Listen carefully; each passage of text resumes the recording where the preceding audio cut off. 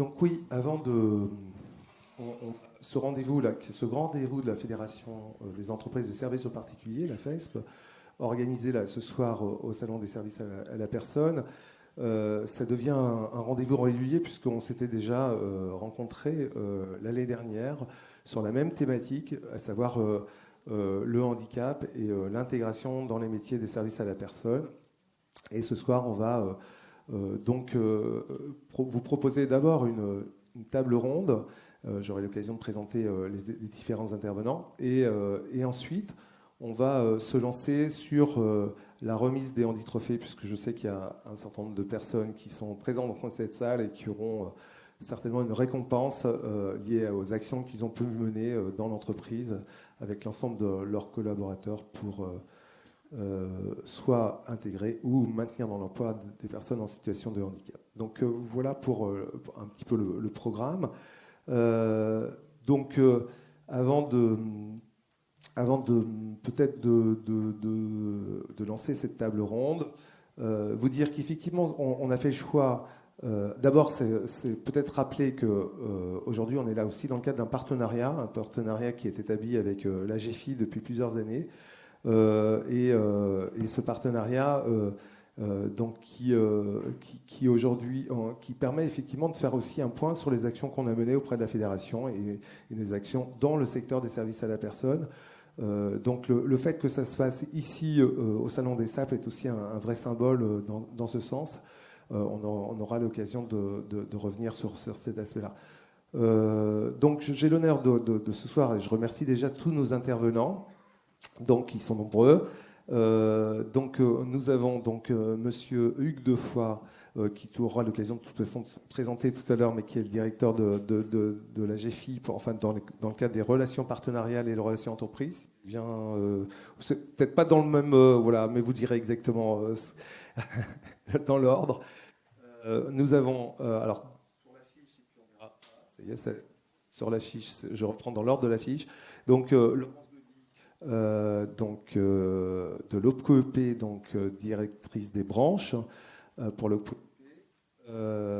Aline Mougenot, qui représente, présidente de la branche des entreprises à la personne dans le cadre de la Commission nationale emploi et formation, mais qui aura aussi l'occasion de se présenter plus amplement. Isabelle Rivière, avec qui on en a ici aussi dans le cadre, cette action qui, par rapport au handicap, nous a amené aussi à travailler avec les organismes de formation. Et donc, on a aussi engagé un partenariat avec les acteurs de la compétence. Ce qui est important aussi, c'est que l'offre de formation CEDAP, elle aura l'occasion de nous en parler. Donc, on la remercie d'être présente. Et puis, on aura Éric Tellier, qui est un directeur d'un organisme de formation en Hauts-de-France, mais qui travaille qui a une offre dans ce secteur et qui évoquera aussi les actions qu'il a menées au sein de son organisme de formation pour accueillir des personnes en situation de handicap. Donc voilà, les présentations, je pense que sont faites. Donc je vais engager. Alors vous avez un micro évidemment qui est à votre disposition, je crois. Doit y en avoir un par personne. Donc, pas de souci. Et je vais proposer, dans un premier temps, de demander à Monsieur Hugues Defoy de nous dire un petit peu, déjà, de nous replacer un peu la GFI dans son action politique, par rapport et son action concrète aussi par rapport aux personnes en situation de handicap, et surtout nous dire aussi, peut-être nous remettre en avant les dispositifs qui ont été mis à disposition des entreprises pour favoriser le maintien dans l'emploi. Voilà, peut-être un peu vaste comme sujet, mais en tout cas, voilà, vous avez l'honneur d'ouvrir cette table ronde, Monsieur Defoy. Merci beaucoup. Alors, je suis Hugues Defoy, donc je suis directeur de la mobilisation du monde économique et social à la GFIP. Voilà, c'est un titre un peu ronflant qui veut dire qu'on s'occupe justement de l'engagement des entreprises et que nous animons un certain nombre de partenariats qu'on range sur le champ du monde économique et social, dont des partenariats notamment avec les OPCO, et évidemment on va y revenir. Et puis les organisations syndicales aussi, puisque tout ce qu'on fait avec les branches s'inscrit évidemment dans le cadre du dialogue social. Alors j'ai combien de temps pour présenter la GFIP, sa vie, son œuvre, parce qu'effectivement ça peut durer longtemps. Alors, nous sommes le Fonds de développement de l'emploi des personnes handicapées. Pour faire simple, loi de 87, obligation d'emploi. Et si les entreprises n'atteignent pas ce fameux quota des 6%, elles versent une contribution aujourd'hui à l'URSSAF, qui est ensuite versée à la GFIP. Et avec cette contribution, nous fabriquons justement des services en direction des entreprises, en direction des personnes, des aides, on finance des dispositifs, voilà. Et on est finalement un acteur un peu central autour de la thématique particulière emploi et handicap. Et bien sûr, nous sommes un acteur de la politique publique, puisque nous exerçons une mission de service public aux côtés de l'État, et alors particulièrement sur les sujets qui nous intéressent ce soir, évidemment, le développement de l'alternance, puisque je vais y venir, je crois que vous avez une question sur est-ce qu'on peut faire de la formation quand on est en situation de handicap et comment ça marche. C'est toujours la fameuse question de comment ça marche. Bon. Alors, comment ça marche ? D'abord, on fabrique des prérequis. Et là, la GFIP, elle intervient de façon assez importante. Dans toutes les régions, on a mis en place des actions qui s'appellent Inclus Pro Formation. Et Inclus Pro Formation, ça vise à préparer les personnes de sorte qu'elles soient justement en capacité, notamment de rentrer dans des contrats en alternance, des contrats d'apprentissage, des contrats de professionnalisation. Ce sont des actions qui viennent s'adosser au dispositif de droit commun, parce que des préparatoires à l'alternance, il y en a évidemment aussi dans les dispositifs de droit commun, et notamment financés par les régions. Et puis ça vient compléter l'ensemble du paysage des actions, parce qu'il y a d'autres outils, évidemment, pour préparer les personnes. Juste pour vous donner un ordre d'idée, Inclus Pro, ça existe sur tous les territoires, ça représente quand même un engagement d'à peu près 50 millions d'euros sur l'ensemble du territoire. Donc c'est assez important. Et un des aboutissements possibles de Inclus Pro, c'est justement de pouvoir rentrer dans un contrat en alternance, contrat de pro, contrat d'apprentissage.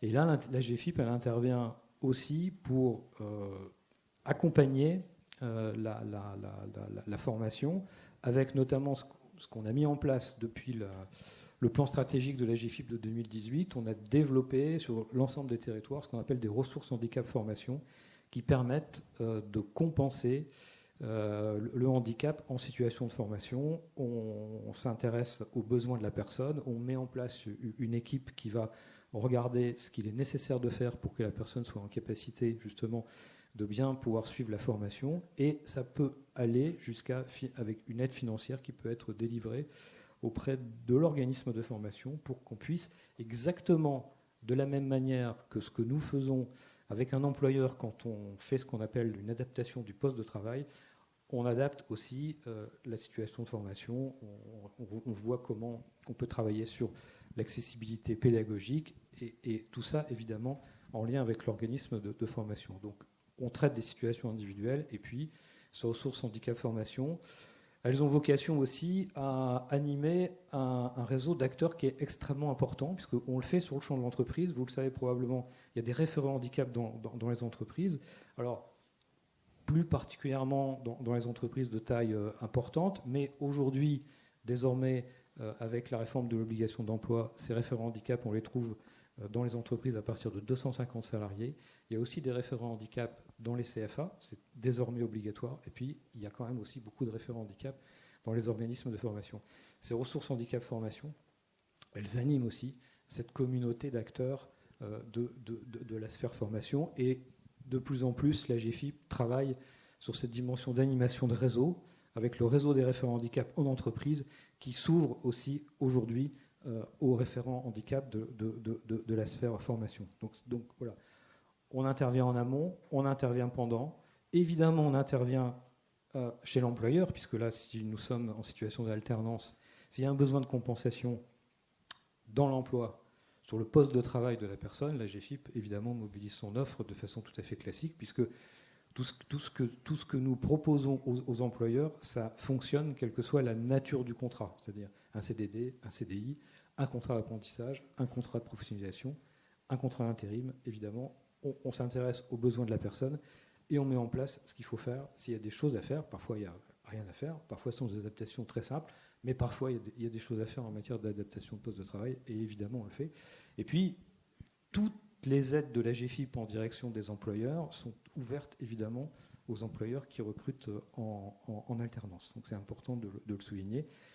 Et puis comme on s'inscrit évidemment de façon volontaire dans l'appui à la politique du gouvernement sur le développement de l'alternance, nous avons conservé quelques primes à l'alternance, avec une prime au contrat d'apprentissage et une prime au contrat de professionnalisation. Ça fonctionne plutôt pas mal, puisqu'on a des chiffres qui sont en forte augmentation sur les années 2021 comparé à l'année 2022, plus 49% sur l'apprentissage et plus 7% sur la professionnalisation. Alors, ça va dans le bon sens. Globalement, en France, vous le savez, l'apprentissage monte en puissance de façon assez importante. Il y a donc aussi plus de personnes en situation de handicap en alternance, et si je prends le contrat d'apprentissage, on a à peu près 9000 personnes qui ont signé un contrat en 2021, donc c'est en augmentation, mais pour autant, comme ça augmente aussi beaucoup sur le tout public, la part des personnes en situation de handicap dans l'apprentissage, elle reste faible, 1,3%. C'est-à-dire que en volume, on augmente par rapport à 2020. Par contre, en part de marché, si je puis dire, on reste stable. 1,3 en 2020, 1,3 en 2021. Donc, c'est positif parce que nombre de personnes, oui, on accompagne plus de personnes, il y a plus de personnes qui signent des contrats, mais en part de personnes sur le total des personnes en apprentissage, ça reste quand même relativement modeste. C'est un petit peu mieux sur les contrats pro. On a 2,2% de personnes en situation de handicap dans les contrats de professionnalisation. Ça augmente aussi, mais là aussi, on voit qu'il y a encore pas mal de choses à faire. Alors, dans les pas mal de choses à faire, et puis après j'arrête, parce que sinon, effectivement, on va passer la soirée sur la GFIP. C'est pas le but du jeu. Dans les pas mal de choses à faire, il y a évidemment, il faut travailler à la fois sur les personnes pour justement les inciter à construire des parcours sur des métiers en tension, sur des filières où il y a du job, entre guillemets, et peut-être aussi à faire changer le regard des personnes sur un certain nombre de métiers. Je dis ça parce que souvent, on dit qu'il faut faire changer le regard du côté des employeurs. C'est vrai, je vais en dire un mot aussi, mais il faut aussi travailler avec les personnes. Si je vous dis qu'on est capable de fabriquer des magnifiques parcours dans le secteur de l'aéronautique avec des personnes en situation de handicap, parce que par exemple, on travaille avec un dispositif qui s'appelle Envol, et que la semaine dernière, pendant la semaine pour l'emploi des personnes handicapées, on a visité une entreprise avec les deux ministres Dariussec et Combes qui s'appelle Collins Aéronautique, et il y a des personnes en alternance qui travaillent dans cette entreprise, qui offre d'ailleurs de formidables conditions de travail. Donc ça, c'est important aussi de le dire, parce qu'évidemment, il faut aussi qu'on agisse auprès des personnes pour faire changer le regard, pour dire qu'il y a des choses possibles. On travaille dans le secteur du transport, par exemple, où aujourd'hui, on sait qualifier et faire conduire des personnes monomanuelles, c'est-à-dire qui n'ont qu'un bras, sur du ramassage de transport, de ramassage scolaire. Bon. Il y a quelques années, c'était impossible, pour tout un tas de raisons, y compris des raisons techniques et y compris des raisons de réglementation. Avec cette action, j'en parle parce qu'on en est quand même assez fiers, on a réussi, puisqu'on a démontré que les choses étaient possibles, à faire évoluer la réglementation. Donc aujourd'hui, on peut le faire avec l'imprimature, entre guillemets, et du médecin de la préfecture, et tout ça se fait dans de bonnes conditions. Encore faut-il imaginer que ce soit possible du côté des personnes, mais aussi du côté, évidemment, des employeurs. J'en dis un mot, puisque notre métier à la GFIP, c'est aussi d'accompagner les employeurs pour faire en sorte qu'ils s'engagent, évidemment, sur le champ du handicap, en construisant des politiques d'emploi de personnes handicapées, en ouvrant leurs portes, en recrutant autrement, en changeant leur représentation, évidemment, sur les personnes, en ouvrant aussi un peu les chakras, parce que recruter autrement, c'est quoi ? C'est pas juste s'intéresser au diplôme, au CV, c'est regarder les aptitudes, les potentiels, les capacités de la personne. C'est travailler avec des outils qui sont un peu différents. Évidemment, on pense à la méthode MRS, recrutement par l'habileté. C'est peut-être aussi exprimer son besoin de main-d'œuvre de façon un peu différente, de sorte à ce qu'une personne en situation de handicap, elle puisse bien se projeter sur l'emploi en question. C'est de bien décrire les conditions d'exercice du poste. Voilà. C'est aussi agir dans ce sens-là. Et puis, bien entendu, c'est casser tout un tas de représentations qui continuent d'avoir un petit peu la vie dure, comme quoi handicap, c'est pas possible, ou handicap, c'est compliqué. Voilà. Bon. Donc, on essaye de faire tout ça.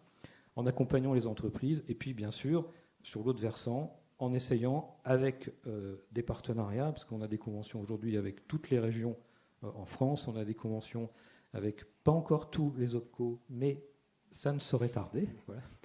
Et évidemment de faire en sorte de construire des parcours sécurisés, j'insiste bien sur le terme sécurisé, il ne s'agit pas de faire n'importe quoi, sécurisé sur le champ de la compensation, mais sécurisé aussi dans le sens où quand on s'oriente dans une direction, on a un point d'atterrissage qui est identifié avec un employeur qui a exprimé à un moment donné un besoin de main-d'œuvre, et à partir de ce besoin de main-d'œuvre, on va construire un parcours, on va sourcer des personnes, fabriquer des prérequis et faire en sorte que tout ça se déroule plutôt pas mal et ça fonctionne. Voilà. Merci, Monsieur Defoy. Alors évidemment, vous avez bien posé en fait les enjeux en fait de cette table ronde, en particulier effectivement de mettre en avant en fait l'emploi et la professionnalisation dans le secteur des services à la personne, plus particulièrement ce soir. Et donc je voulais permettre à Aline Nougenot, qui est la présidente de la CPNEFP et qui représente effectivement la branche, puisqu'elle a aussi été, la branche a été associée depuis le départ sur ces actions dans le cadre de cette politique handicap, et faire le lien, parce que effectivement, vous avez évoqué beaucoup la formation, promouvoir la formation, en particulier l'alternance, et donc ça fait le lien avec les priorités de la branche qui doivent se rencontrer également. Aline, je te laisse la parole, d'abord pour te présenter dans un premier temps, et puis peut-être pour nous rappeler quels sont les axes et les enjeux de la branche en termes de formation et de professionnalisation. Alors me présenter, tu as tout dit et puis tout le monde me connaît, on est d'accord? Non, je crois qu'il faut le faire. Alors Aline Nougenot, effectivement, je représente à la demande de Nicolas et de la FESP aujourd'hui la branche en tant que présidente de la CPNEFP. Donc c'est paritaire, donc il n'y a pas que moi, hein, on m'a demandé d'être là, mais je vois des collègues dans la salle. Effectivement, la branche souhaite accompagner le secteur sur un certain nombre d'actions. Le handicap, ça a été cité. Tu voulais que je parle des priorités de branche? Oui, c'est ça, c'est-à-dire quels sont les enjeux et quelles sont les priorités de branche d'une manière, mais de manière beaucoup plus générale, sans forcément évoquer le handicap, mais le handicap viendra forcément s'insérer dans cette dynamique. Alors le handicap, je laisserai Laurence plus particulièrement développer.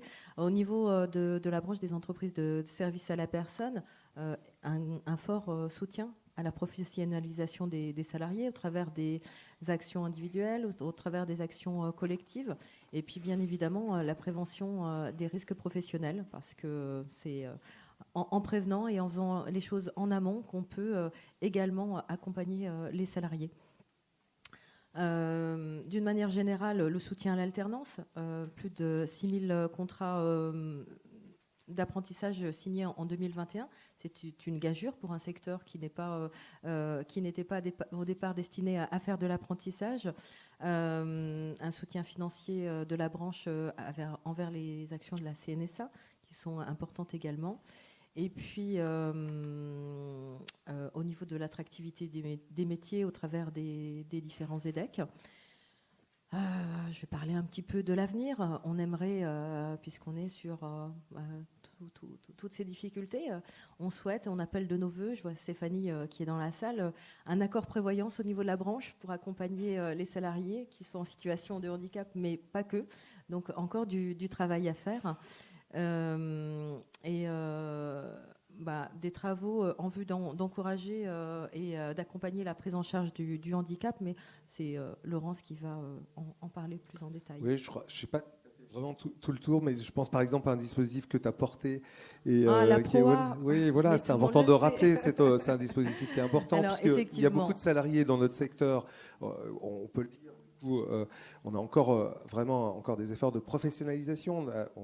On a à peu plus de 30% des salariés qui aujourd'hui sont qualifiés, donc on a encore besoin effectivement de mener des actions fortes et proactives. Donc il y a des dispositifs qui ont été initiés il y a 1 an et demi, 2 ans, en tout cas suite à la loi 2018 et en particulier la PROA. Et je sais que c'est un sujet que tu aimes porter. Donc, du coup, oui, parce que c'était important. La réforme, on l'a subie, elle a été imposée. Et le fait de ne plus avoir de période de pro, c'était un handicap pour les entreprises et les salariés. Et effectivement, la branche s'est saisie, et je remercie mes collègues de m'avoir suivi sur le sujet. On a signé un accord PROA très rapidement et la branche l'accompagne fortement puisqu'on l'accompagne... voilà, la prise en charge au niveau des coûts pédagogiques, elle est prévue dans le dispositif, mais au niveau de la branche, on est une des rares branches à accompagner avec la rémunération. Alors, on me dit, ouais, 2 000 €, ça ne fait pas tout. Oui, mais il vaut mieux avoir les 2 000 € que pas les avoir du tout. Donc, et pour donner un ordre d'idée, les 2 000 € d'accompagnement sur la rémunération de la PROA, c'est un budget mobilisé pour 2023 de 5 millions sur la branche. Donc, même si ça ne paraît pas beaucoup, quand on additionne le tout, il faut... voilà. Donc, merci à tous les gens qui m'accompagnent pour qu'on continue à travailler au niveau de la branche pour accompagner tout le monde. Donc, on voit bien qu'effectivement, il faut effectivement une politique aussi dynamique en termes de professionnalisation dans la branche, en plus, voilà, qui s'adosse un peu, enfin en tout cas qui prend appui sur les politiques de handicap. Mais en même temps, il faut aussi une adaptation de l'offre de formation. Ça, c'est un enjeu. Et là, je vais laisser la parole à Isabelle Rivière, qui est directrice adjointe déléguée générale adjointe, pardon. de la Fédération des acteurs voilà, de la ça. compétence. Oui, c'est un peu compliqué, je dois reconnaître. Oui, alors en effet, les organismes de formation, c'est avant tout un secteur économique, hein, donc c'est une branche. Donc une branche qui regroupe plus de 9000 organismes ou entreprises de formation. Et on le disait tout à l'heure, ça passe aussi par la sensibilisation. Donc il fallait que l'on pose un diagnostic sur déjà notre branche en tant qu'organisme pour savoir comment mettre en place ensuite des offres de formation. Et donc on a fait cette étude en 2021 auprès de nos 9000 organismes de formation pour identifier que 90% des organismes de formation n'ont que moins de 20 salariés. Donc ça veut dire que ce sont des petites structures. Donc des petites structures, mais pour autant, une structure sur 5 emploie une personne en situation de handicap. Et ça, c'était intéressant de l'avoir en tête, d'autant qu'aujourd'hui, on sait très bien que tous les secteurs recrutent, et notamment un organisme sur 2 recrute. Et parmi ces recruteurs, j'avais noté qu'il y avait 91% quand même, parmi ces 1 sur 2, qui se disaient prêts à recruter des personnes en situation de handicap. Donc ça veut dire qu'à l'issue de ce diagnostic que nous avons pu faire en 2021, je le rappelle, nous avons pu signer en juillet 2022 un accord relatif à l'insertion professionnelle et au maintien de l'emploi des personnes en situation de handicap. Ça veut dire quoi? Ça veut dire que on invite les organismes de formation à avoir un référent handicap dans leur structure, même si elles sont de petite taille. On a également créé une boîte mail référent handicap, de manière à ce que chaque référent, s'il a des questions à poser, se réfère à une personne dédiée. Et enfin, on envisage un événement sur le sujet en 2023. Tout ça pour arriver sur l'offre de formation. Quand on est sensibilisé au handicap, ensuite, on peut répondre à une offre de formation. Et donc, on a, à la Fédération, contribué largement, puisqu'on était acteurs autour de la table, au fameux référentiel Calliope. Parce qu'il faut en parler. Calliope, si vous ne savez pas ce que c'est le référentiel qualité dont chaque organisme de formation, s'il bénéficie de fonds publics ou de fonds mutualisés, est obligé d'obtenir cette certification Calliope. Et le fameux indicateur 26 parle, un des indicateurs, mais celui-là, parle plus précisément de l'obligation des organismes de formation à avoir une expertise en leur sein, ou du moins à avoir un réseau d'experts pour ne pas laisser à la porte la personne en situation de handicap. Donc ça veut dire qu'on est vraiment dans une démarche positive, une démarche proactive des organismes qui se doivent et qui le font, qui accueillent de plus en plus de personnes, de bénéficiaires en situation de handicap. Alors je n'ai pas de chiffres à vous donner plus précisément, mais pour autant, je peux, et Eric témoignera au niveau de sa propre structure, mais je peux vous dire que déjà, nous, la fédération, on a mis en place des visioconférences pour inciter les organismes à accueillir des bénéficiaires en situation de handicap. On a parlé de l'accessibilité, la fameuse obligation ERP5 pour accueillir, en quoi ça consistait. On a également mis en relation AGFIP avec nos organismes de formation. Et puis on voit que petit à petit, des organismes de formation créent de plus en plus d'offres de formation dédiées à des personnes en situation de handicap. Et notamment, j'ai un exemple, dans le Grand Est, j'ai un organisme de formation adhérent qui organise 2 fois par an des sessions dédiées aux personnes déficientes visuelles. Donc, on y va petit à petit. Et pour vous dire qu'on accompagne encore plus, Calliope est en révision. Ça y est, nous avons commencé aujourd'hui. Calliope, le fameux référentiel qualité, je le rappelle, est en révision. Donc, ce matin, se tenait avec le gouvernement, avec le conseiller de Carole Grandjean, la première réunion. Donc, ça veut dire que nous allons aller plus loin sur tous les indicateurs, et notamment, je pense, aux indicateurs référents au handicap. Voilà, donc je pense que nous y allons. Il y a des organismes dédiés. On a parmi nos adhérents un organisme qui fait la langue des signes, des organismes qui accompagnent avec les chevaux, par exemple. Enfin, voilà, on a beaucoup parmi nos adhérents de structures qui sont dans cette philosophie. Donc, d'un côté, on a l'adaptation de l'offre de formation, les outils à travers la GFIP pour pouvoir soutenir ces initiatives de formation, aussi bien du côté des employeurs que aussi bien des organismes de formation, une dynamique de branche qui va dans ce sens-là. Donc, on a vraiment tout pour réussir. Et donc, du coup, je vais profiter de donner la parole à Laurence Gaudy pour nous dire un petit peu, voilà, nous brosser un petit peu un panorama, en tout cas, ou donner quelques chiffres clés sur l'action, les actions dans la branche, en tout cas, les actions de formation dans la branche, et peut-être plus spécifiquement sur ce public dont on parle. Très bien. Alors peut-être préciser pour tous ce qu'est un OPCO, un opérateur de compétences. Nous sommes un organisme paritaire et chargé d'accompagner les 53 branches professionnelles qui sont dans le périmètre de l'OPCO. Accompagner une branche, ça veut dire mettre en œuvre les priorités qui sont définies par les partenaires sociaux de la branche professionnelle, ce dont Aline Mougenot a parlé tout à l'heure. Ces priorités, nous les déclinons de manière opérationnelle, donc en direction des entreprises, avec un relais de conseillers, de personnes qui sont en relation directe avec les entreprises. Et la mise en œuvre de ces priorités elle a pour objectif de soutenir le développement des compétences des salariés et de faciliter l'insertion professionnelle via la mobilisation des dispositifs de l'alternance. Alors, la branche est active, effectivement.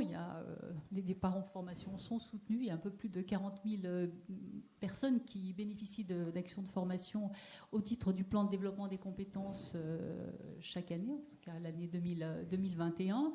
Un développement significatif de l'alternance, ça a été souligné par Aline. Des chiffres aussi au niveau du handicap, alors qu'on peut considérer modeste si on les met à une échelle plus large, mais qui atteste en tout cas d'une mobilisation et qui va en progression, puisqu'il y avait un petit peu plus de 150 alternants au titre de 2021. Les offres d'emploi sont ouvertes, bien évidemment.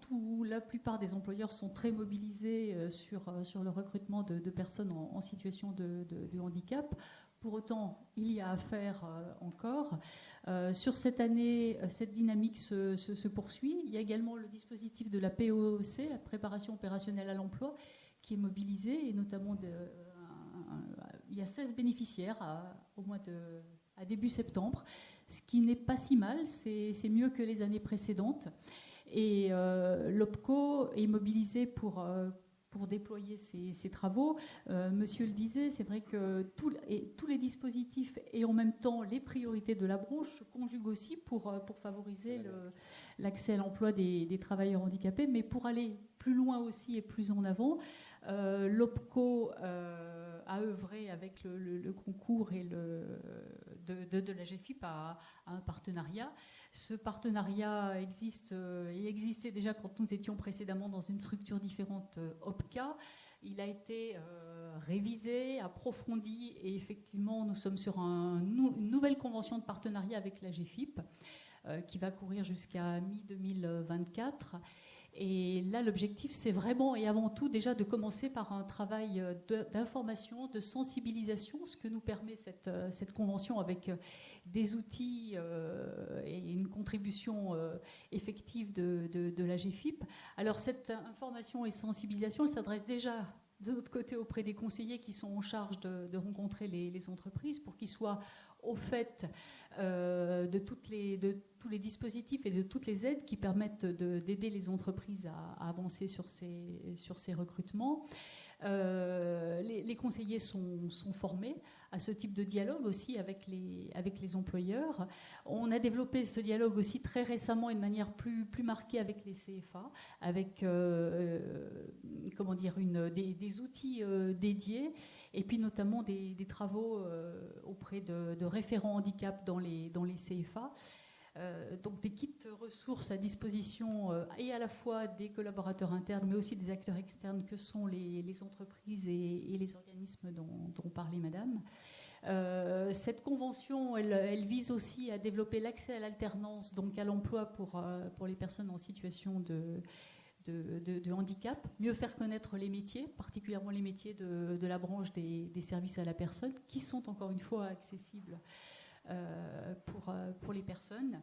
Je ne pense pas à tous les outils parce qu'ils sont nombreux et vraiment toutes les informations sont sur le site de l'OPCO EP.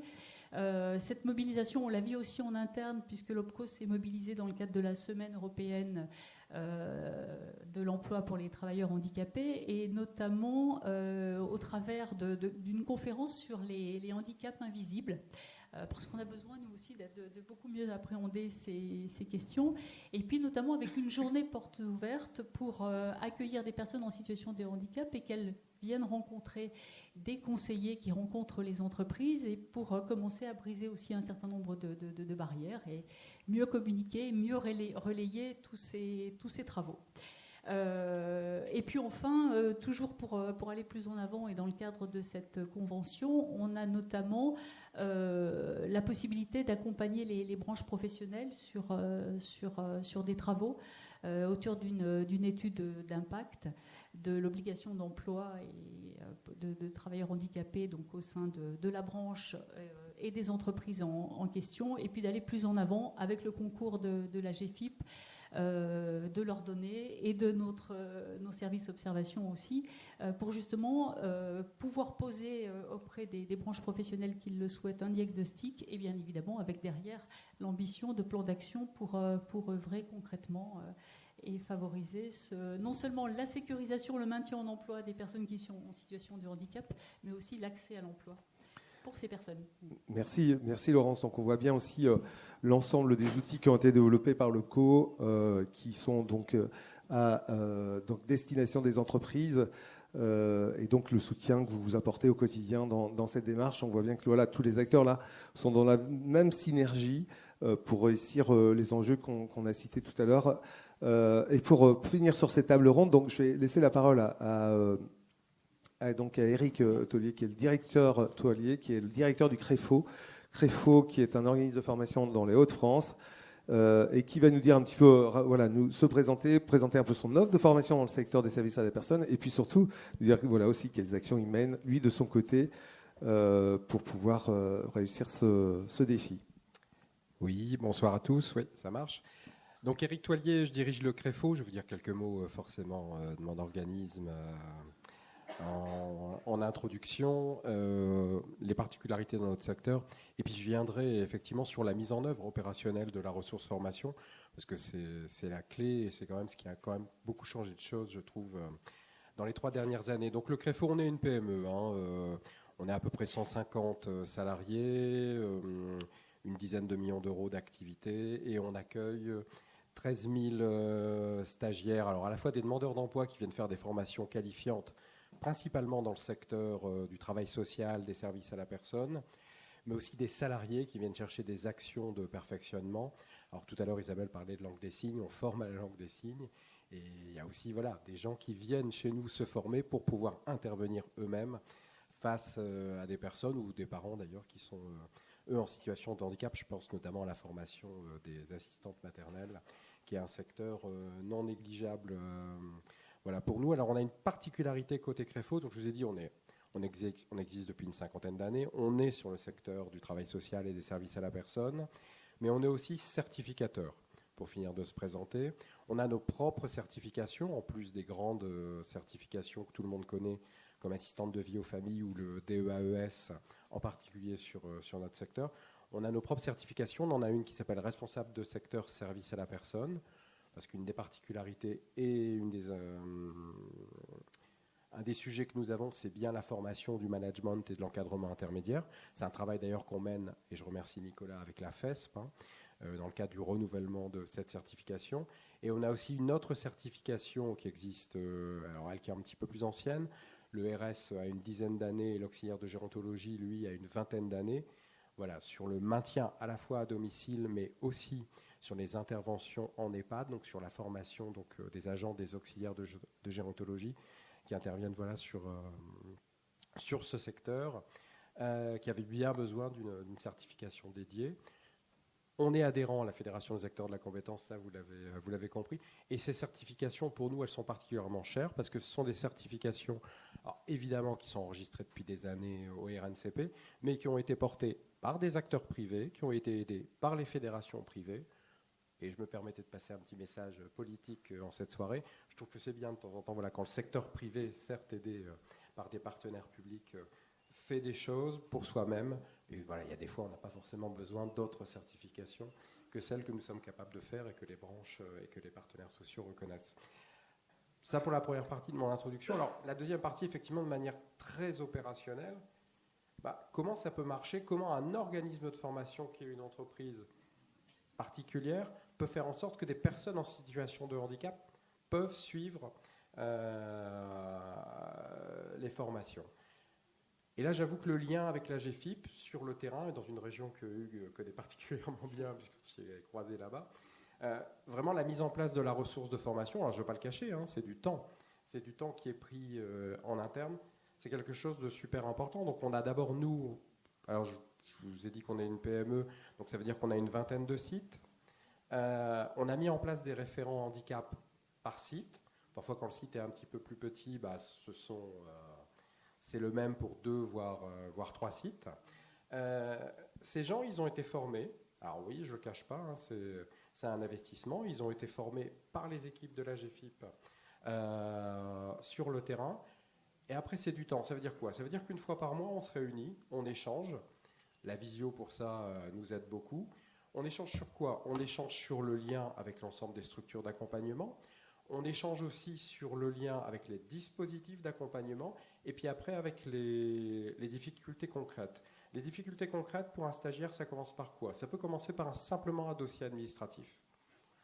Il faut savoir aider, il faut monter le dossier et effectivement, c'est du temps. Mais pour ça, c'est super important d'avoir dans l'OF un référent handicap sur le site dont le numéro est affiché, l'adresse mail est affichée à l'entrée quelque part et qui peut être contacté et qui va venir se présenter au début de la formation. Et puis après, face à des handicaps concrets qu'on va rencontrer, c'est avoir recours à des ressources. Là, il y a encore 15 jours, suite aux différentes rentrées, je regardais, pour préparer mon intervention, les comptes rendus des réunions des référents handicap. On avait 2 personnes, je pense à notre site d'Arras, une qui était en situation de difficulté auditive, et une autre qui était vraiment en difficulté d'écoute. En s'appuyant sur les ressources qui sont proposées par la GFIP, on a pu à la fois faire intervenir une structure pour que la personne soit équipée, ce qui n'était pas le cas. Et actuellement, dans la formation, on a 3 jours semaine un traducteur. Voilà, en langue des signes. C'est possible. Alors, nous, en tant qu'organisme de formation, ça ne nous coûte rien sauf du temps. Ce qui est la réelle difficulté pour faire le lien entre les réseaux d'accompagnement, les ressources qui sont proposées, le stagiaire et le formateur. Une fois que c'est mis en place, chaque mois, voilà, il faut échanger, il faut partager sur les difficultés entre les différents territoires. Il faut mettre en place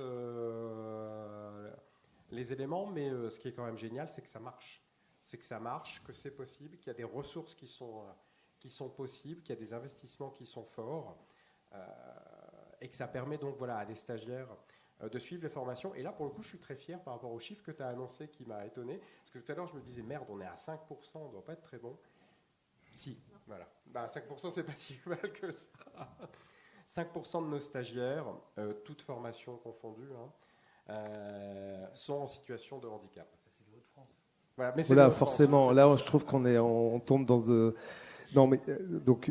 Eric, du coup, je vais reprendre la main parce que sinon vous allez parler entre des personnes de Hauts-de-France. Donc du coup, non, je voulais en tout cas, parce qu'on a deux temps forts dans ce moment, sur ce moment-là ce soir. Donc d'abord cette conférence et je vous remercie de votre intervention. Donc je pense que vous avez démontré que la formation et le handicap c'est possible. C'était tout l'enjeu de cette table ronde. À condition peut-être de mieux travailler en synergie, et vous l'avez évoqué, et je crois que vos différentes politiques vont dans le bon sens et en tout cas se concertent bien. Donc, et je pense qu'on est... C'est possible, et dans tous les secteurs. Ici, service à la personne, mais il y a plein d'autres secteurs où il se passe plein de choses intéressantes. Je pense à l'informatique, on développe des choses avec Simplon par exemple, Talent Digital, voilà. Il y a plein de secteurs où ça bouge. Merci beaucoup en tout cas pour cette table ronde.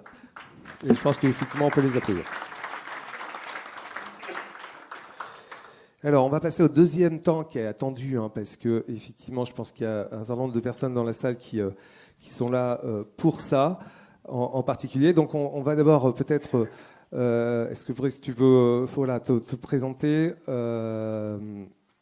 donc peut-être une petite introduction. Alors est-ce que tu veux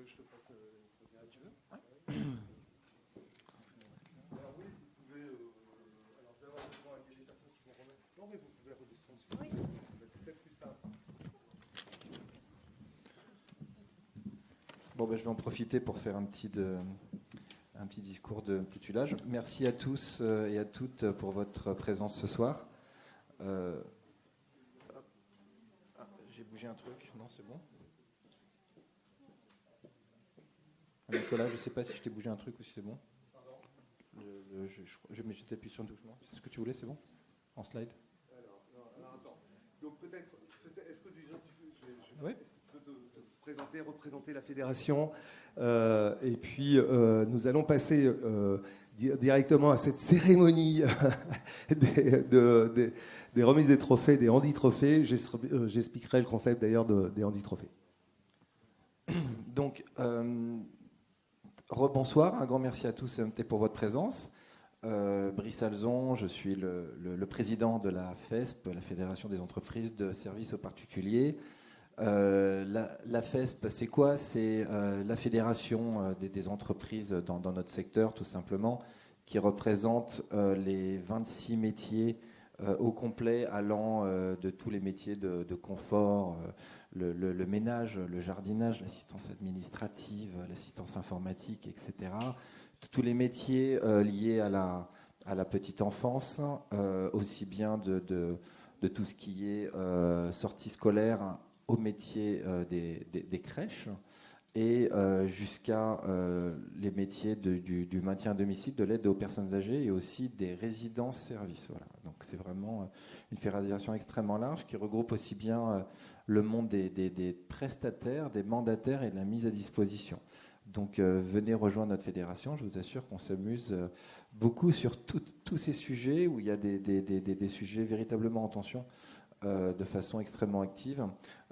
Puisque vous avez vu qu'on est lié à tous à une réglementation qui est extrêmement changeante suivant certains parlementaires ou certains moments dans notre démocratie qui fait qu'il faut surveiller et combattre tout ça. Et notre fédération est vraiment une fédération active pour ça. En tous les cas, pour les handi-trophées, c'est un moment aussi important que nous évangélisons de façon extrêmement active, parce qu'on s'est rendu compte, que d'après un sondage fait par notre fédération, que 30% des entreprises et du secteur ne connaissent pas tout ce qui est lié au handicap pour leur entreprise. Et si on creuse même encore un peu plus sur ce sondage, on s'est rendu compte que 50% des entreprises et du secteur n'ont jamais eu aucun lien avec aucun acteur du handicap. Donc, je ne me rends pas compte si en Hauts-de-France c'est mieux ou pas, mais je pense qu'il y a des choses évidemment alors que nous on travaille de façon très pragmatique. On a sorti par exemple le guide de l'inclusion avec une préface de notre haut commissaire à l'emploi, Metibo Edongili, qui est donc un guide que je vous invite à prendre et à donner au sein de tous vos réseaux. On a évidemment, et je suis ravi qu'il y ait ce soir tous des partenaires, donc aussi bien et donc OPCO que et nos partenaires sur les organisations et syndicales, parce qu'on a un gros travail à faire et donc en binôme avec vous et aussi avec les OPCOP, évidemment aussi. Et d'ailleurs, on a signé aujourd'hui de façon historique une convention avec Pôle emploi qui va être extrêmement intéressante, où on va travailler sur les territoires encore plus sur ces métiers du handicap, sur le handicap pour les intégrer mieux dans nos métiers. Donc, on est vraiment une fédération très sensible et très active sur ces sujets, et je suis ravi pour mon premier mandat de remettre cette deuxième année des Handi-Trophées. J'espère qu'il y aura une longue vie sur les prochaines années, et qu'on aura encore plus de mes candidats émérites. Merci à ceux qui sont là et merci à ceux qui ont donc candidaté. Vraiment, on recherche toutes ces innovations dans nos métiers du service à la personne. On est de l'humain avec l'humain, mais c'est parce qu'on est sur de l'humain avec l'humain qu'on ne peut pas innover. Et au contraire, on peut innover sur l'humain, et il faut innover absolument sur tout ce qui est handicap, bien au-delà du handicap de nos bénéficiaires. Il y a aussi tout ce qui est handicap de nos salariés. C'est vraiment une grande fierté pour moi, Nicolas, d'être là ce soir et de remettre cette deuxième saison des Handi-Trophées. Merci beaucoup.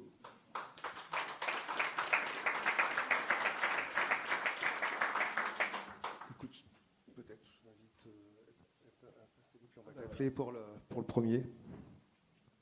Alors, avant peut-être de s'engager sur la remise, parce que tout simplement rappeler un peu les Handi-Trophées, comment on les a conçus. D'abord, c'est un challenge qui est ouvert à l'ensemble des entreprises de services à la personne, ou en tout cas qui ont un lien avec ce secteur des services à la personne. Donc, quand je dis le secteur, ce n'est pas seulement réservé à la fédération. Nous avons eu l'occasion d'avoir des dossiers de l'ensemble sur l'ensemble de la branche. Mais peut-être encore, effectivement, comme tu l'as dit, Brice, on aura peut-être encore besoin de faire connaître. Et donc, on va essayer de trouver pour cette troisième édition, je me projette déjà sur ces prochaines éditions, peut-être d'autres perspectives pour faire vivre ces Handi-Trophées. Ce que l'on peut dire cette année, c'est en tout cas, donc on a eu de très beaux dossiers. Dans les différentes catégories. Alors, voilà, j'avais une petite manette à un moment donné pour faire, parce que ça c'est dit. Donc, puisqu'effectivement, l'objectif des Handi-Trophées, c'est de mettre en valeur, en lumière, les bonnes pratiques réalisées dans les entreprises, à la fois à l'initiative des dirigeants, puisque ça doit être impulsé par les dirigeants, mais aussi accompagné par les équipes. Et ça, on a tenu effectivement à ce que ça soit dans cette dynamique-là. Donc nous avons 5 catégories. Une catégorie qu'on appelle intégration. Donc c'est souvent une catégorie où on va retrouver des recrutements qui peuvent se faire, mais ça peut être aussi des découvertes métiers qui peuvent être mis en avant sur cette catégorie. On a une catégorie maintien à l'emploi qui est importante, puisque très souvent, les dirigeants le disent eux-mêmes. On a dans l'ensemble de nos effectifs des personnes qui peut-être sont en situation de handicap, ou en tout cas où on ne le sait pas. Et dans ce cas-là, et puis quand on le sait, il faut mener des actions soit pour les maintenir, pour les faire, le maintenir en emploi dans l'entreprise, ou peut-être hors entreprise. Donc on verra effectivement les bonnes pratiques dans ce domaine. je ne vais pas en dire trop long sur la partie formation, sensibilisation, puisque là, c'était le sujet de la table ronde, mais vous voyez bien qu'il y a des initiatives aussi dans ce sens. Et puis, dans les actions à mener aussi, il y a tout ce qu'on appelle la partie sous-traitance, donc avec peut-être des prestataires externes qui peuvent apporter, donc, ou des actions peuvent être menées, en tout cas dans ce sens-là.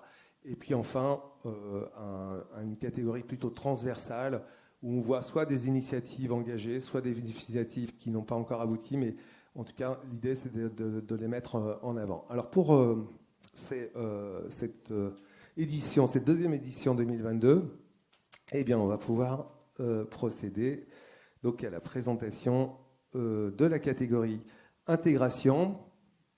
Et dans cette catégorie, je vais appeler dans un premier temps donc Hugues Defoy pour pouvoir remettre ce prix donc de l'AGFIP. Et là, c'est bien, c'est bon, directeur de la mobilisation du monde économique et social. Ça, c'est parfait, là, hein, donc la deuxième fois. Alors, et ce premier prix sera remis à Allegro Musique. Et donc, je vais laisser la parole à donc, mes partenaires sur l'organisation de ce trophée qui est LB Développement. Donc, Florence, si tu veux venir à la tribune, et tu vas nous expliquer un petit peu le projet présenté par Allegro Musique. Alors, Allegro Musique, peut-être, donc, est donc, qui fait de la prestation, donc des cours de musique, en fait. Hein. Donc, et je pense que Florence va prendre le relais sur la présentation du projet. Tout à fait, bonsoir, merci.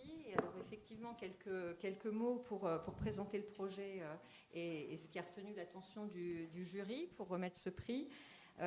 C'est effectivement que Allegro Musique, qui était dans une situation par rapport à l'obligation d'emploi avec un taux d'emploi nul, s'est tourné vers la FESP pour effectivement essayer de progresser sur le sujet, a sollicité le service de hotline qui était mis à disposition et du coup avec la prise en compte de la situation, il y a eu cette volonté d'ouvrir les postes à des bénéficiaires de l'obligation d'emploi de personnes handicapées.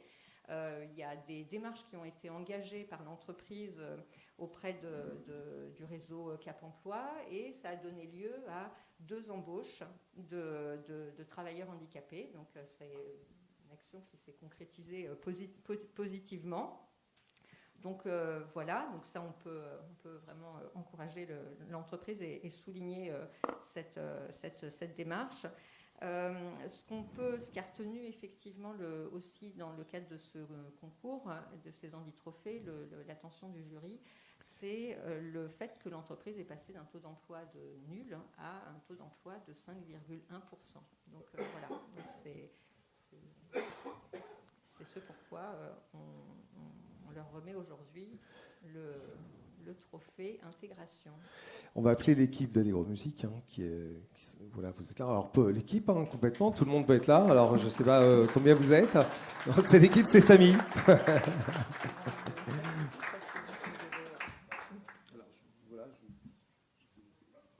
Je suis chargé de vous remettre ce magnifique chèque, il est grand. Voilà. Merci. Et surtout, bravo pour cette action alors, qui illustre qu'il y a des choses possibles. Vous êtes presque à l'obligation d'emploi, 6%, donc c'est pas mal. Vous avez fait un bond vraiment significatif. En plus, en mobilisant le service public de l'emploi, donc c'est carton plein. Voilà. Et puis, on vous encourage à continuer, exactement. Voilà. Bravo. Exactement. Merci.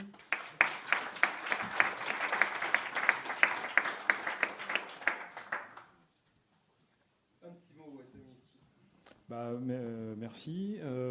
Merci aussi à la FESP qui nous a donné des précieux conseils au départ quand on s'est soucié de cette question. Ça nous a bien aidé, bien orienté. Finalement, c'est un petit peu de boulot, mais ça vaut le coup. Et puis, on va continuer pour se mettre vraiment en conformité. En tout cas, on est toujours maintenant dans cette démarche. Et puis, on va continuer pour continuer d'embaucher ce type de salariés. Bon, on n'a pas de témoignage. On a droit à une question. Mathieu, malheureusement, est malade aujourd'hui, il devait venir, mais... Au-delà, parce qu'on parle de l'obligation d'emploi, c'est une chose, mais au-delà de ça, tous les effets bénéfiques et induits avec ce qu'amènent les personnes en situation de handicap, vous pouvez témoigner que c'est vrai. Oui, tout à fait. Oui, bien sûr. C'est des salariés complètement intégrés au sein de l'entreprise. Enfin, il n'y a pas de particularisme envers eux, quoi. Donc, à part dans les aménagements, bien sûr, etc. Mais on a une excellente... on collabore très très bien avec eux. Enfin, ça se passe très bien. Merci beaucoup. Merci à vous.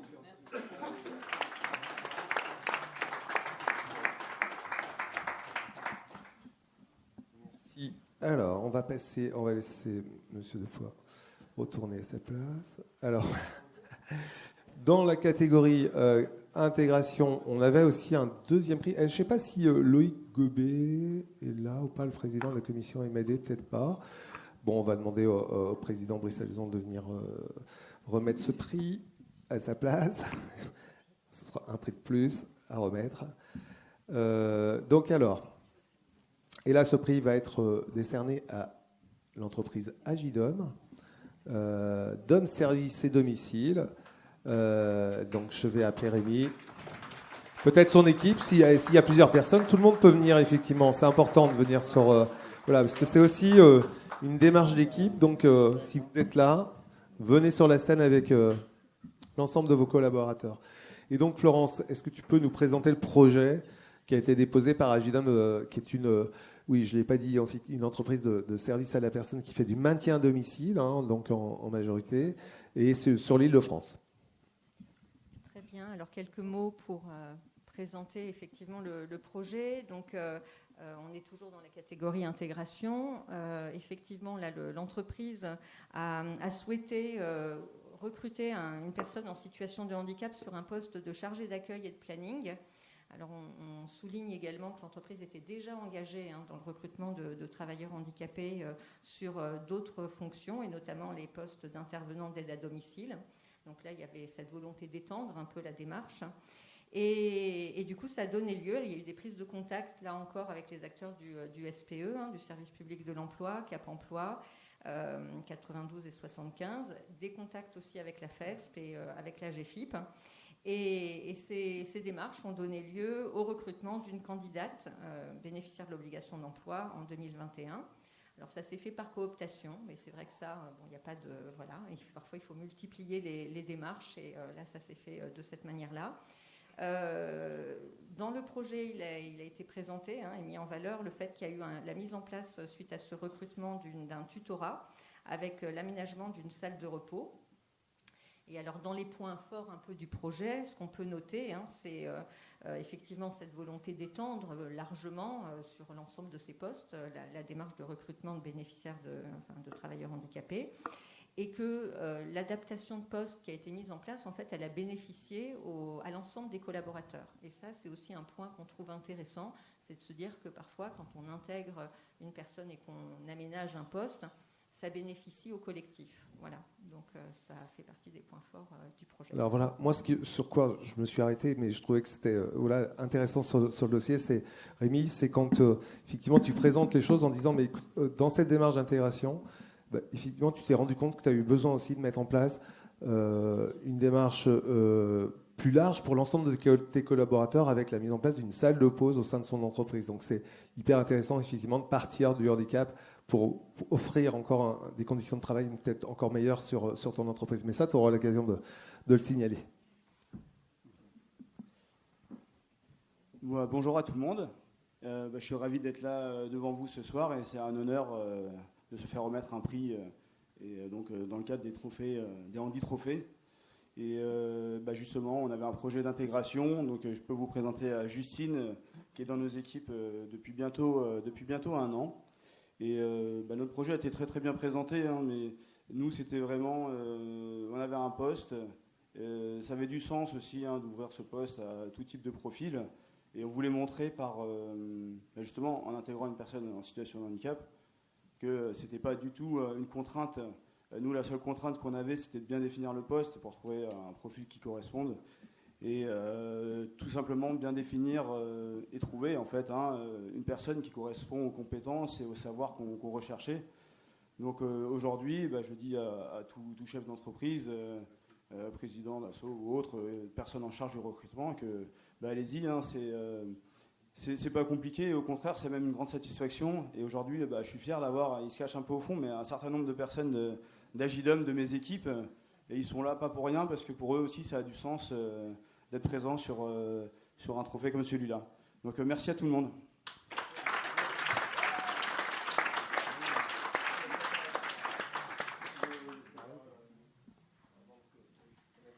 Alors moi je voulais juste remercier donc l'équipe Agidom et mes collègues ici au fond. Ils voulaient pas que je les montre du doigt, mais j'ai des grandes difficultés. Ils ont jamais lâché, ils ont toujours été derrière moi, donc n'hésitez pas à embaucher des personnes en situation de handicap parce que je leur suis très reconnaissante. Et ça a été un réel bonheur de pouvoir intégrer Agidom. Et Agidom, c'est du service à la personne et ils portent bien leur nom. Agidom porte bien le nom service à la personne. Voilà. Merci. Merci Lucille. Et voilà. Merci, bravo à vous en tous les cas.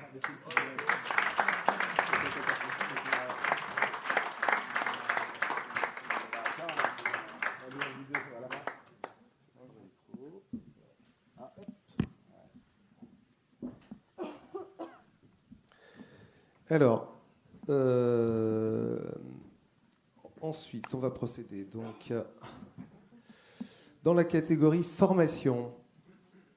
Donc, on va rappeler Brice qui va remettre ce prix. Donc, Edukazen. Alors, je ne suis pas sûr d'avoir vu l'entreprise Edukazen. Est-ce qu'il y a représentant de l'entreprise Edukazen? Pas ce soir. Eh bien non, on n'a pas eu de nouvelles. En fait, je ne suis pas. Alors, on va très rapidement présenter leur projet et puis on leur remettra le prix ultérieurement. Ok. Alors, du coup, Edukazen, là, c'est dans la catégorie formation, sensibilisation. Ils nous ont présenté un dossier puisqu'ils avaient créé et diffusé un livret de sensibilisation au niveau de leurs équipes. Ce qui a retenu l'attention du jury dans ce dossier, c'est vraiment le fait qu'ils s'appuient sur les outils et le réseau les outils présentés là, lors de la conférence juste avant, et notamment tout ce qui est mis à disposition par la GFIP, le réseau des référents handicap. Et voilà, donc ça, ils y ont pris part et on trouvait que c'était quand même intéressant de pouvoir valoriser ce point. Voilà, donc il y a eu la création d'un outil personnalisé, l'implication dans le cadre du RRH, et au-delà de cette action de sensibilisation, une volonté plus large de structurer une politique handicap. Voilà. Merci. Alors, écoutez, on va passer à la catégorie formation. Alors, du coup, là, ça va être le coup de cœur dans cette même catégorie. Et donc, je vais inviter Catherine Lopez pour directrice générale de la FES, pour remettre ce prix. Alors, il s'agit de Tenstal Vitaris. Et alors, la particularité, effectivement, c'est que là, et comme tout à l'heure je le disais, donc on est sur des entreprises de services à la personne, mais aussi, et dans ces entreprises de services à la personne, on a aussi d'autres services tels que la téléassistance. Et donc, tout à l'heure, Alain aura l'occasion de repréciser l'activité de son entreprise. Et je vais laisser Florence présenter le projet. Très bien. Alors là, on est face à un projet qu'on a trouvé très original, puisque effectivement, il met en lumière le travail et la mobilisation dans le cadre d'un GEC et la formation par le biais de l'alternance, de contrats de professionnalisation en vue de former des candidats à leur métier. Donc, il y a eu l'intégration de plusieurs bénéficiaires de l'obligation d'emploi. Donc, c'est quand même un dispositif intéressant et qui est plutôt innovant. avec une démarche de sensibilisation du tuteur référent, du salarié et des formateurs. Donc là aussi, on voit bien tout le travail du collectif par rapport à ça et de l'implication vraiment des différents acteurs. Voilà, l'implication des collègues aussi. Donc en termes de points forts, et ce pourquoi le prix a été décerné, on a effectivement une action en faveur de l'insertion intégrée vraiment dans l'ADN des politiques RH, et puis un accord d'entreprise étendu à l'insertion en vigueur dans l'entreprise depuis 2018. Donc voilà, et puis plus globalement, on peut dire qu'on est face à une entreprise et un employeur vraiment engagés sur ce champ. Alors, on va appeler l'équipe, alors là, parce que là, vous êtes venu en force. Donc, du coup, Alain, je te demande de prêter sur la table ronde.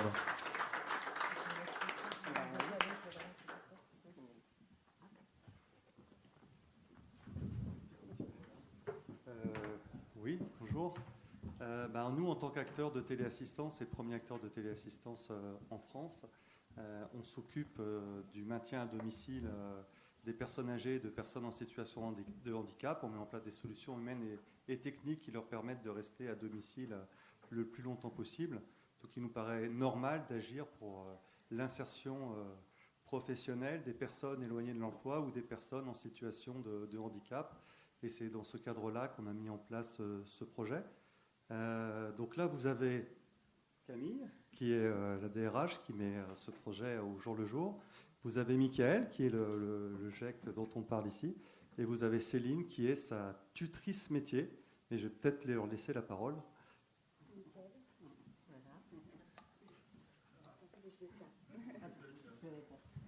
Déjà, je voulais remercier Vitaris pour cet emploi. Alors, de base, j'étais en formation au DAC. Et du coup, le formateur m'avait envoyé l'annonce. Et du coup, j'ai postulé directement. Et suite à l'entretien, j'ai été pris directement à Vitaris. Je me suis intégré directement à Vitaris. Et je remercie pour avoir ce prix, non seulement pour l'entreprise et non seulement pour moi.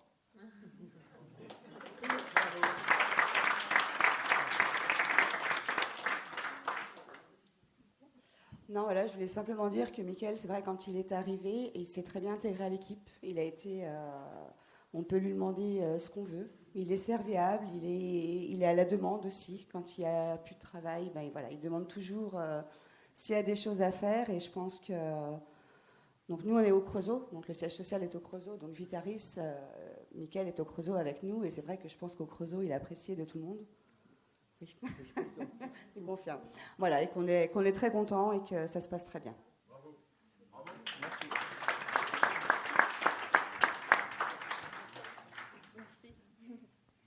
Non, écoutez, moi, j'ai pas beaucoup à ajouter ici. Simplement, effectivement, ce n'est pas la première année que nous travaillons avec le GEC. Ça fait une dizaine d'années maintenant qu'on est engagé.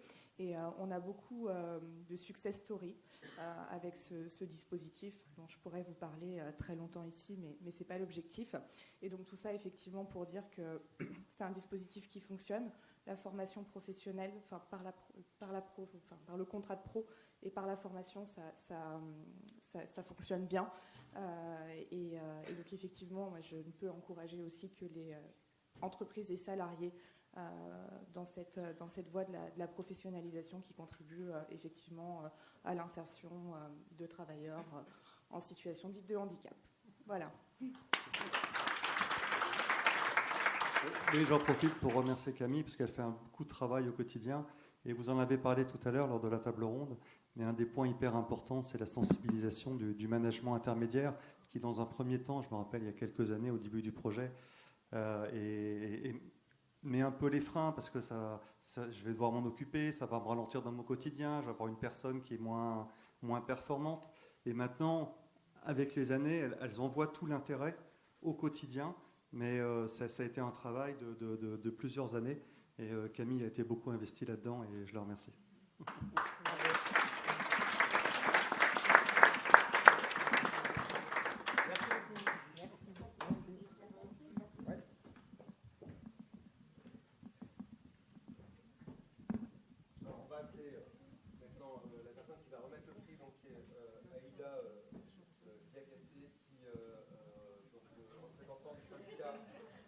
Micro. Voilà. Moi, je raconte. Voilà, donc on va appeler donc Aïda Diakité, qui est représentante de EFO, pour remettre le prix de la catégorie maintien en emploi. Et le lauréat dans cette catégorie, c'est Joker. Donc Joker, créateur de liberté. Alors, je vais en profiter pour reprendre de petites choses, signaler effectivement l'implication de la branche dans ce secteur et son appui financier, puisqu'effectivement, depuis 2020, la branche et les partenaires sociaux ont accepté d'accompagner les politiques des fédérations avec un appui financier particulier. Et donc, du coup, je vais laisser la place, oui, voilà, bien sûr, le petit mot à Aïda. Bonsoir tout le monde. Donc, EFO désolée, c'est un peu difficile de communiquer. Donc, comme je disais tout à l'heure, EFO est vraiment la formation est très importante, surtout pour les personnes en situation de handicap, puisque tout le monde doit être accompagné pour faire évoluer son parcours professionnel. Et je suis très honorée de remettre ce prix au nom de la branche professionnelle des entreprises de services à la personne et force ouvrière. Donc, félicitations et vous faites un beau travail, surtout pour ces personnes où parfois elles sont un peu oubliées. Donc, c'est bien de faire ce projet qui va pouvoir les accompagner, surtout sensibiliser les entreprises pour cet accompagnement. Et aussi, j'ai vu par rapport à la tutrice qui a fait un très beau travail. Donc, félicitations et bonne continuation. Et pour les entreprises, continuer à accompagner ces personnes où parfois c'est un peu compliqué. Voilà. Bon, et je vous remercie. Tu restes là.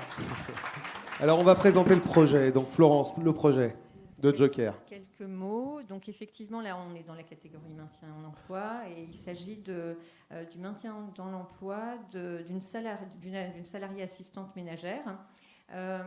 Avec la mobilisation du SPST, du service de prévention et de santé au travail, avec la mise en place d'un temps partiel thérapeutique, donc non pas thérapeutique, un temps partiel, donc avec l'aménagement effectivement des missions et l'adaptation du planning. Donc voilà, ça c'était le descriptif.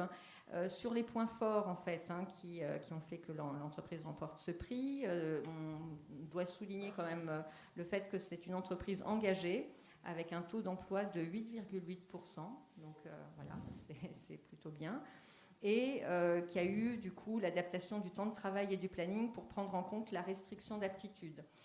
Ce qu'on peut dire également, et c'est vrai que ça c'est fondamental, ça met en lumière la collaboration est indispensable avec un acteur clé dans le cas des situations de maintien d'emploi qui est le médecin du travail.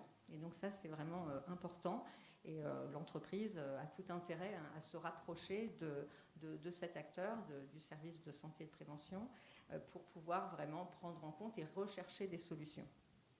Voilà. Merci. Alors, c'est vrai qu'on va laisser vous présenter l'entreprise et peut-être vous présenter aussi.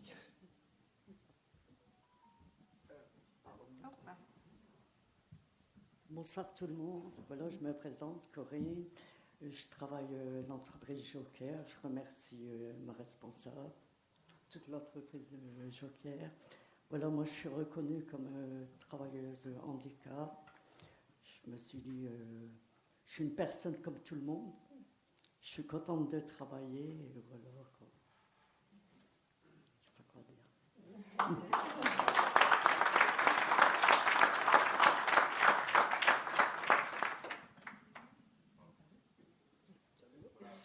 Donc, bonsoir à tous. Donc, je suis Nadia Vanul, responsable de Joker Lille. Je suis ravie d'accompagner Corinne ce soir ici. Effectivement, elle est salariée chez nous en CDI depuis maintenant 16 ans. Donc c'est important aussi pour toute l'entreprise voilà, de la mettre en avant et de la féliciter pour toutes ces années de collaboration. Donc bravo. Félicitations.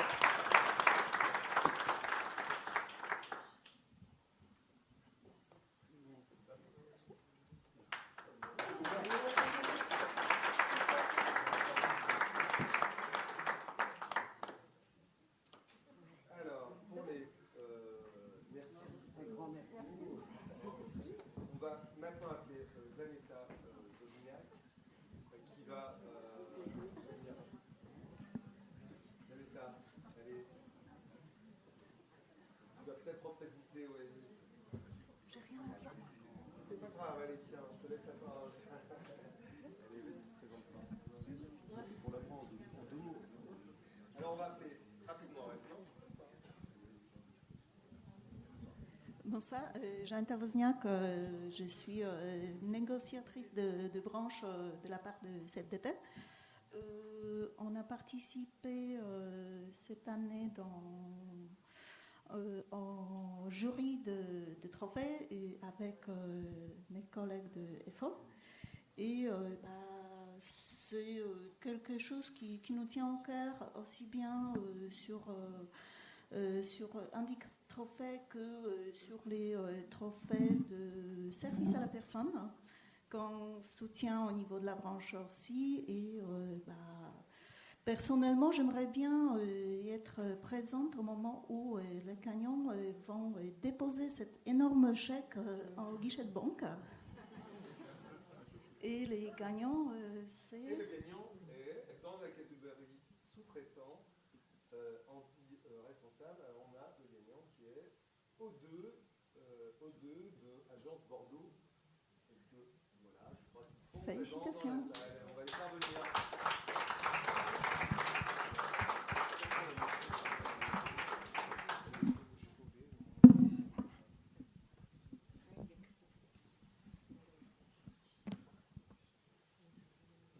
Et Florence, je pense que tu peux nous présenter le projet.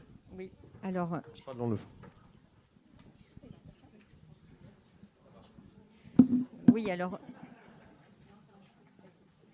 Oui, je ne sais pas.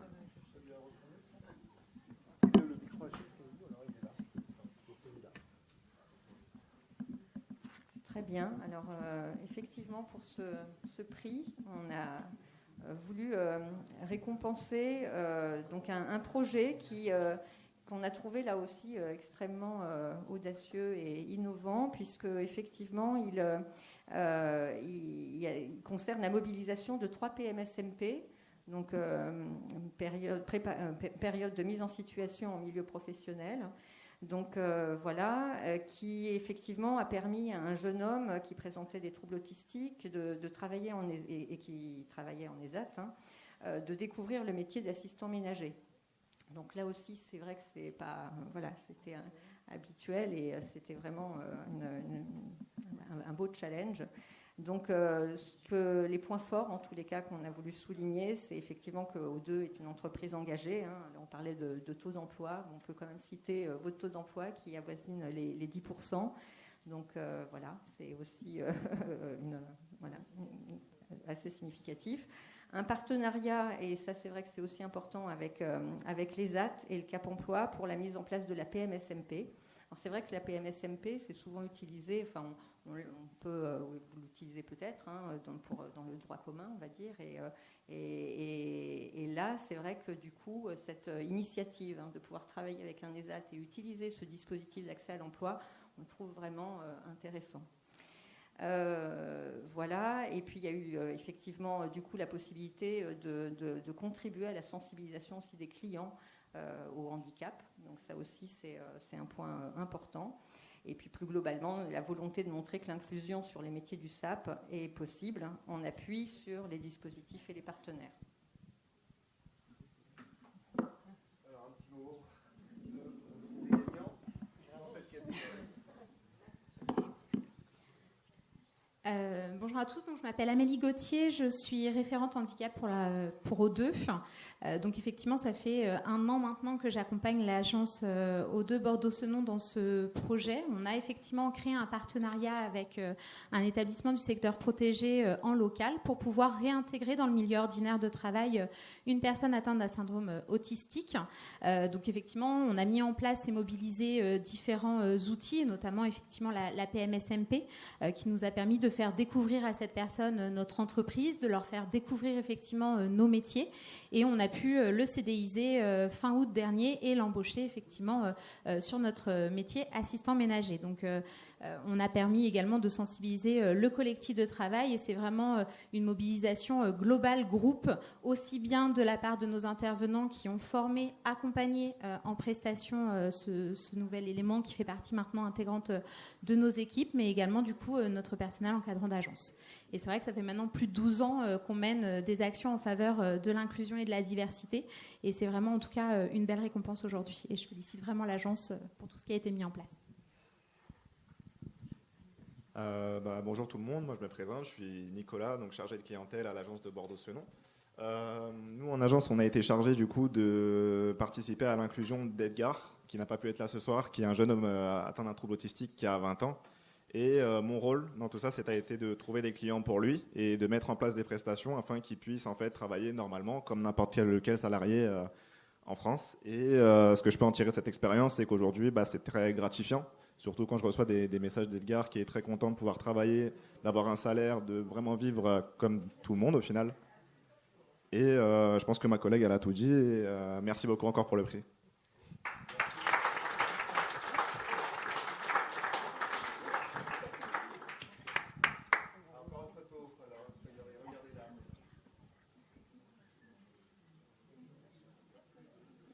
Alors on va enchaîner dans la catégorie. Alors on va peut-être dérouler un petit peu plus vite parce que je vois le temps passer. Donc dans la catégorie sous-traitance, il y avait un coup de cœur. Ce coup de cœur, donc le prix sera remis par Lance Body qui va nous rejoindre. Et il est remis à Babichou Service. Est-ce que les équipes de Babichou Service sont là? Voilà. Récompensé très bien, super. Donc peut-être qu'on peut leur laisser la possibilité de présenter le projet en quelques mots et de se présenter. Voilà, très bien.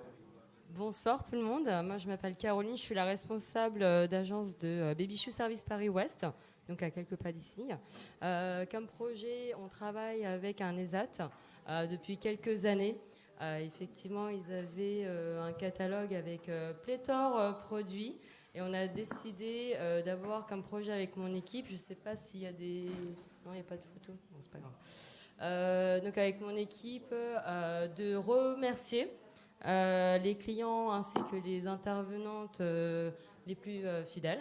Effectivement, on avait comme projet d'une commande de 300 petits box de crayons avec des graines à planter.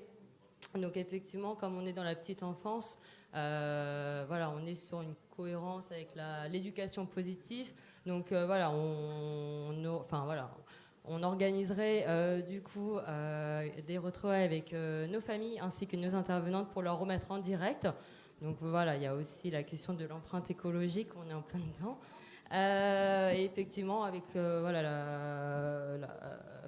venue des enfants également, donc qui pourraient utiliser ces crayons à planter.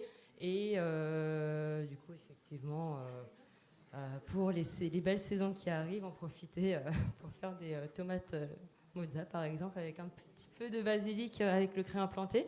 Donc voilà, on est vraiment sur de l'éducation positive et c'est ce que je souhaitais transmettre avec ce projet. Donc merci à la FEPS pour ce prix coup de cœur. Merci beaucoup.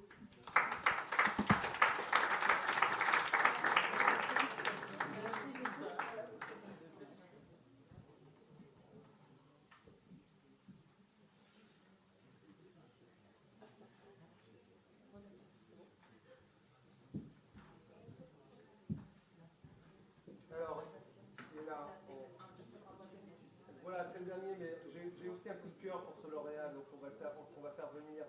Alors d'abord, on va faire venir Aline Mouchelot pour remettre le trophée dans la catégorie projet transversal. Et le vainqueur dans cette catégorie, c'est Âge d'or service et Âge d'or service du Morbihan. Donc je sais que vous êtes. Alors est-ce que tu es tout seul ou pas, Renaud? Tu es tout seul, mais bien, parce que je pense que tu vas bien incarner ton entreprise. Et en tout cas, on était ravis que tu puisses candidater et de recevoir ce prix. Peut-être deux mots. Ah oui, deux mots pour Aline, bien sûr, évidemment.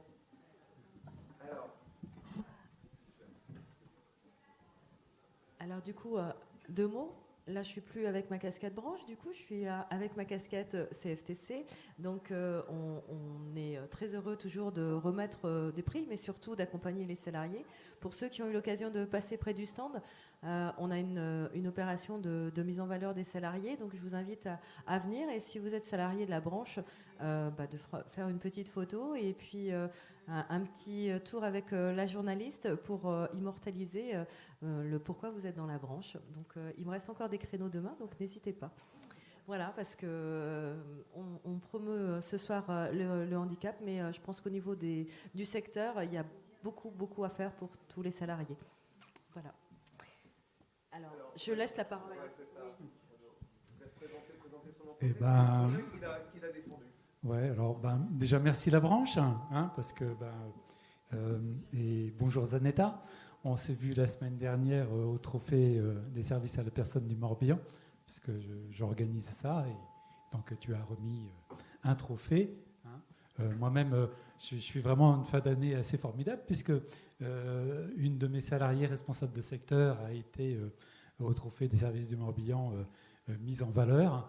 Donc voilà, c'est plein de choses au cœur. Et puis, donc moi, c'est Âge d'or service, très belle enseigne dans laquelle mon entreprise à Vannes fête ses 25 ans ce mois-ci. Donc une vieille entreprise dans le service à la personne. Et c'est vrai que j'ai une forte sensibilité au handicap qui se vérifie à tous les niveaux. Et moi, je peux me féliciter par rapport aux chiffres que j'ai entendus là ce soir. Moi, j'ai 20% de mes salariés qui bénéficient de RQTH. Donc c'est une action de fond et je n'ai qu'à m'en féliciter. Donc je voulais les convier bien évidemment ce soir pour ces trophées, mais ils sont un peu timides. Et ils sont un peu timides, ils n'ont pas souhaité m'accompagner ni venir. Je dois féliciter aussi mes responsables de secteur, parce que c'est elles qui sur le terrain, tous les jours, accompagnent. C'est l'ensemble des salariés, mais ces salariés-là en particulier, donc avec une attention toute particulière pour leur permettre d'être confortables dans leur emploi et d'être bien dans leur vie de salariés, parce que je crois aussi et surtout qu'elles ne veulent pas être stigmatisées. Ils n'ont pas envie, enfin je dis elles, non c'est faux, puisque là en l'occurrence c'est 2 hommes et 2 femmes, là en l'occurrence dont je parle, et ils n'ont pas envie d'être stigmatisés et d'être vus sous le côté du handicap. Ils sont des salariés comme les autres, et au sein de mon équipe, ils sont traités sans particularité, si ce n'est une attention particulière dans l'exercice de leur emploi, parce qu'il y a de la fatigabilité, il y a des difficultés diverses et variées qui font qu'on doit y prêter attention. Mais surtout, elles me rendent moi un service.